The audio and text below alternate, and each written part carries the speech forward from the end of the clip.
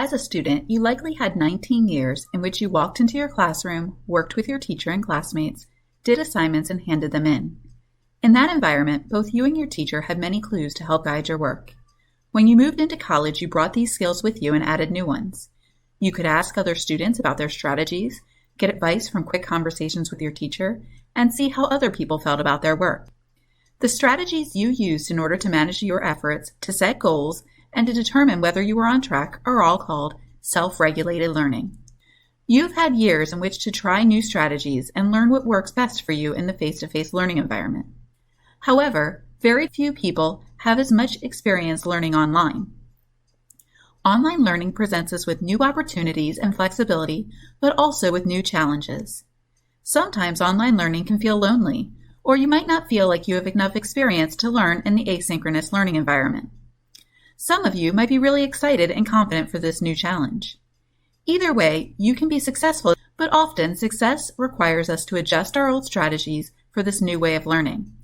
Even experienced online learners can benefit from reflection on how we learn and finding ways to do it better or with less stress. This term, you will partner with your professor to grow your online learning skill set. Each week, you will be asked to choose a question that will help you reflect on and build your self-regulation skills. Giving honest and open answers to these questions will allow your instructor to coach you to become a more successful student, no matter where you're starting your journey. The first type of question you might answer is about your learning process. You might choose to answer questions about which topics challenged you and which came more easily. Or you might choose to talk about which strategies and tools you used in each lesson.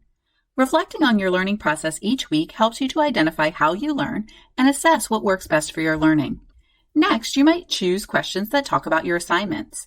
You could decide to discuss a specific assignment with your teacher. You may choose to talk about the strongest part of your work so that you and your teacher can learn how to keep that success going. You might also reflect on what you would have liked to have done better. This gives you an opportunity to plan for and get ideas about how to improve for the next unit. Next, you might choose to talk about your personal connections with the content. Another important part of self-regulated learning is connecting what you are learning in this class to your passions, beliefs, and the knowledge you had before starting the course. Each week, you can choose 2 different questions that would guide you in this effort. Finally, you can choose to answer a goal-setting question.